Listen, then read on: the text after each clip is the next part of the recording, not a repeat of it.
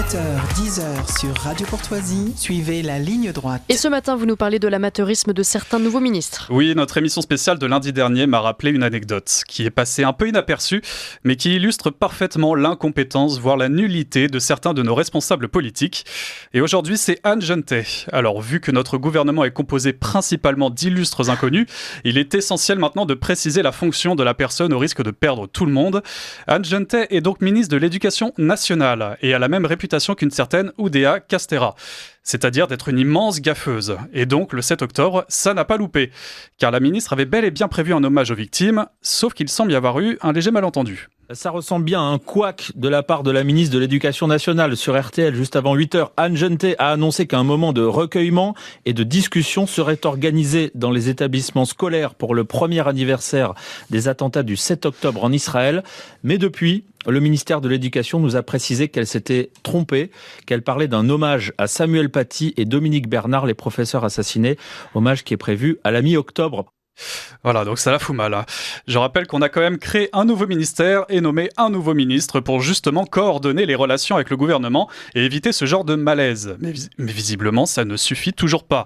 Et de toute façon, il n'y a pas de quoi être surpris. Lors de la crise Covid, Anne Genetet était une des celles qui assénait les absurdités les plus lunaires et qui lui valait d'être moquée sur les réseaux sociaux.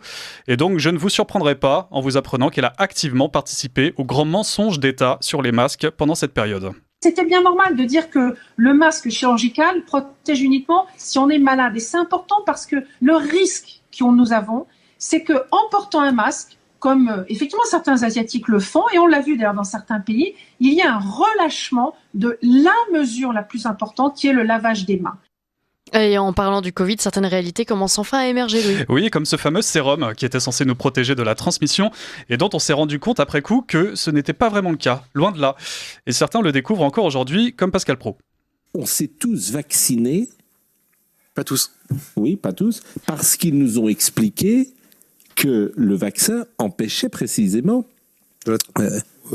la transmission. Et en fait, vous voyez. Moi, je me suis vacciné pour me protéger. Non, parce que vous avez un à autrui. Non, je suis pas d'accord avec vous. Vous, oui. Mais les jeunes de 15-20 ans qui ne risquaient rien. Ouais, c'est vrai. Tout à fait. Ils risquaient rien, les jeunes de 15-25 ans. Ils terminaient pas en réa. On les a tous vaccinés en leur expliquant attention, si tu es vacciné, tu vas penser à ton grand-père, ta grand-mère, pour les autres. C'était ça. En fait, on a su assez vite que c'était pas vrai, mais on a été c'était interdit de le dire. Mais évidemment. C'est quand même incroyable. Et dans cet extrait, Pascal Praud a raison de souligner que le même traitement a été infligé à la fois aux plus jeunes et aux plus âgés, sans aucune distinction. Et d'ailleurs, en parlant du troisième âge, le journaliste François de Closet, 90 ans, avait dénoncé cette injustice faite à la jeunesse en pointant la responsabilité de la génération des boomers. C'est un fait, les jeunes souffrent. Est-ce qu'on peut parler pour autant d'une génération sacrifiée ? C'est un terme qu'on entend souvent en ce moment. Moi, j'aime mieux prendre le terme de génération prédatrice pour la génération des boomers, comme on dit, ceux qui sont nés dans les années 45-60, si vous voulez, et qui, par rapport aux générations suivantes, s'est comporté de façon prédatrice sur la France, d'une façon honteuse. Songez que lorsque cette génération arrive au pouvoir, la France est considérée par les Américains comme le pays qui va être le plus riche au monde. Pas un centime de dette, un excédent commercial, tout. Ils ont tout, le plus beau pays du monde.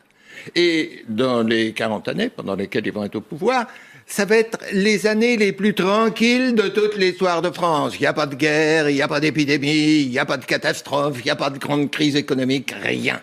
Et ils réussissent à faire en sorte que ce pays se ruine, qu'ils finissent en ayant chargé de dettes ses enfants. 30 000 euros, on dit 30 000 euros par enfant, oui, qui est un peu plus. C'est ça, la nature absolument dévastée. Donc plus que les jeunes victimes, ce sont les vieux qui sont coupables. Ah ben, oui alors, ces vieux sont coupables, et quand ils ont maintenant le culot de venir dire aux jeunes, bon, écoutez, il faut arrêter l'économie, vous sacrifier, parce que vous comprenez, c'est pour nous, c'est grave, autrement on va mourir. Alors, vous supportez tout ça, en plus de tout. Non, mais c'est pas possible. Oui, mais quand même. Il y a un moment, il faut être décent. Voilà, et en ce qui concerne cette injustice, il en est une autre très sensible aujourd'hui car elle touche des futures mesures budgétaires qui pourraient nous tomber dessus, les retraites et les retraités. Alors loin de moi l'idée d'offenser les plus âgés qui nous écoutent ou qui nous regardent, mais il est important de les informer qu'une certaine colère est en train de gronder, notamment chez les actifs, à quelques jours du vote de ce fameux budget, comme l'explique le journaliste politique Victor Hérault. C'est pas une question de taper sur les retraités, c'est que la question des retraites a été tabou pendant trop longtemps et qu'à un moment il va falloir faire des économies quelque part pour rétablir la question de la dette. Les retraités représentent un électeur sur deux. C'est aussi simple que ça. Aussi simple que ça. N'importe quel parti qui veut arriver au pouvoir, et vous avez raison, Michel Barnier n'a aucune ambition pour 2027, donc lui s'en fiche quelque part des électeurs. Le Rassemblement national ne s'en fiche plus du tout. Il voit 2027, on en parlait tout à l'heure, et il se dit un électeur sur deux, je peux pas me mettre un électeur sur deux à dos. Je peux pas.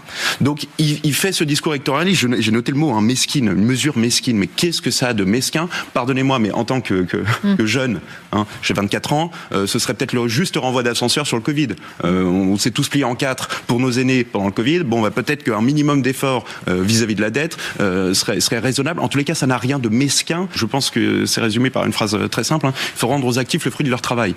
Et le rapport de force ne fait que commencer, car tout comme le RN, les retraités détiennent le bouton nucléaire de la censure, car ce sont eux qui font les élections et déterminent les prochains présidents. Et puis un autre scandale à venir, les prix de l'électricité qui vont bel et bien flamber. Et oui, et contrairement à ce qu'avait affirmé notre regretté Bruno Le Maire. Quelle surprise, comme c'est étonnant. Personne n'avait vraiment rien vu venir. À force de nous la mettre systématiquement au même endroit, on finit par ne plus rien sentir. Oh. Et ce n'est pas notre chroniqueur Alexis Poulain qui dira le contraire. Taxe sur l'électricité, voilà.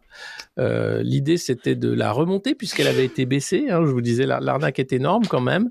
Elle était à 1 euro le mégawattheure, elle va passer à 21 euros. Elle pourrait être remise à son niveau d'avant-crise, soit 32 euros dès l'année prochaine. Et comme les prix baissent, ils baisseront plus. Mais vous ne verrez pas un nouvel impôt. Voilà, l'arnaque est énorme et ils sont fiers d'eux. Ça s'appelle des technocrates. Comment vous dire? Ils nous font les poches, mais de manière inventive, audacieuse et avec exigence. Voilà. Donc on apprend, c'était le 20 septembre, qu'il y a une baisse des prix prévue en 2025, mais on apprend aujourd'hui que ça va flamber en 2026. Waouh!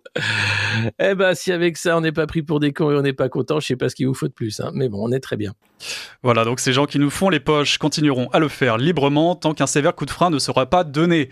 Surtout quand on voit comment les macronistes, comme l'ancienne ministre Aurore Berger, considéraient les pauvres et plus largement la lutte contre la pauvreté. C'est la cohérence de cette politique qui est menée aujourd'hui avec une action ciblée sur la lutte contre la pauvreté, en particulier sur la question des enfants et des jeunes, pour faire en sorte non pas de gérer la pauvreté, de faire en sorte, comme il l'a dit, que les pauvres vivent mieux dans la pauvreté. Vivre mieux dans la pauvreté. Ça ferait presque un parfait slogan de campagne pour le prochain Claude macroniste qui nous gouvernera dans 3 ans. Et vous pouvez compter sur la machine médiatique pour se remettre en route et nous le vendre comme elle l'a fait pour un certain Emmanuel Macron. Jeune, riche, ce haut fonctionnaire surdiplômé, Mozart de la finance, Emmanuel Macron n'est pas n'importe qui, un esprit brillantissime.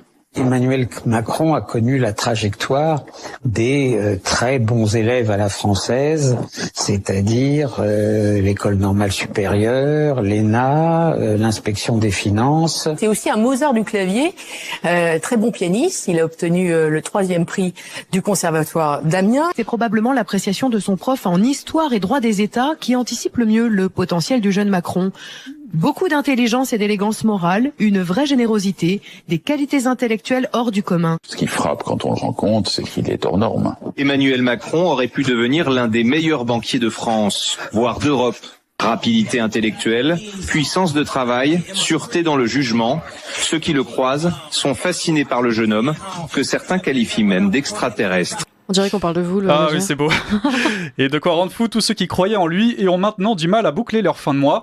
Et bien sûr, alors certains me diraient qu'il existe des dépenses bien plus imputables que les retraites, comme les subventions aux associations, les milliards que l'on envoie à des pays qui nous sont ennemis, ou tout simplement le salaire des députés et des ministres qu'il faudrait baisser.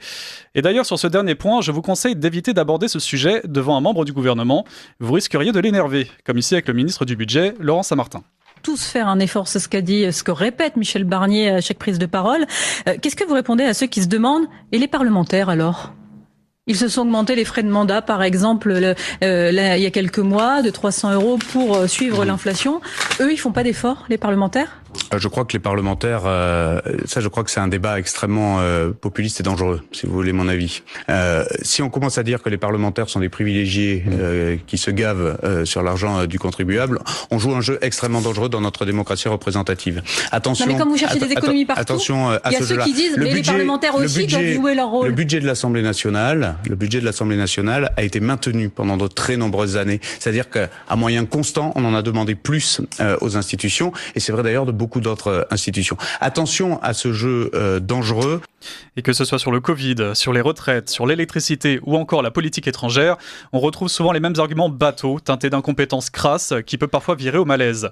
Comme ici avec notre ministre des Affaires étrangères, qui s'est retrouvé visiblement gêné quand une journaliste l'interroge sur les Français décédés au Liban à la suite de frappes israéliennes. Monsieur le ministre, j'ai deux questions.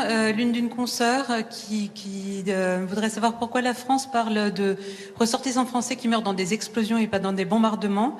Et ma propre question est pourquoi la France ne condamne pas avec clarté la mort de civils dans les frappes aériennes.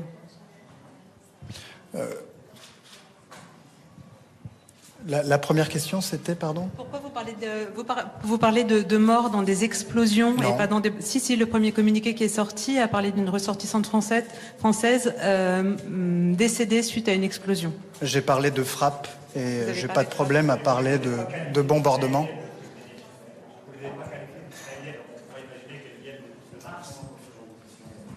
Très bien.